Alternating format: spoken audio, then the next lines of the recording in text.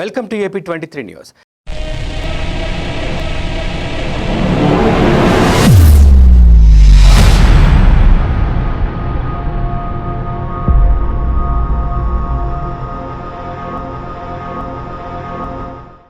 అభిమానంగా ఏర్పాటు చేసుకున్న అన్న స్వర్గీయ నందమూరి తారక రామారావు విగ్రహాన్ని ధ్వంసం చేయటం అనైతిక చర్య అని ఎమ్మెల్యే పుత్త కృష్ణ చైతన్య రెడ్డి మండిపడ్డారు.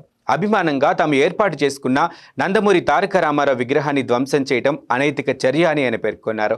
ధ్వంసమైన ఎన్టీఆర్ విగ్రహాన్ని శుక్రవారం ఎమ్మెల్యే పరిశీలించారు. ఈ సందర్భంగా ఆయన మాట్లాడుతూ రేపల్లె గ్రామ సమీపంలో రైతు కొప్పల వెంకట సుబ్బయ్య తన పొలంలో ఇష్టంగా అభిమానంతో తన సొంత ఖర్చులతో ఏర్పాటు చేసుకున్న ఎన్టీఆర్ విగ్రహాన్ని దుండగులు ధ్వంసం చేయటం చాలా దారుణమని పేర్కొన్నారు.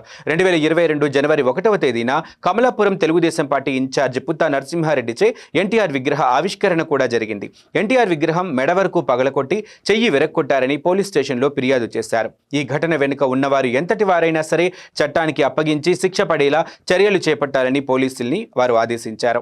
అదే స్థలంలో త్వరలో మరొక ఎన్టీఆర్ విగ్రహాన్ని ఆవిష్కరిస్తామని వారు పేర్కొన్నారు.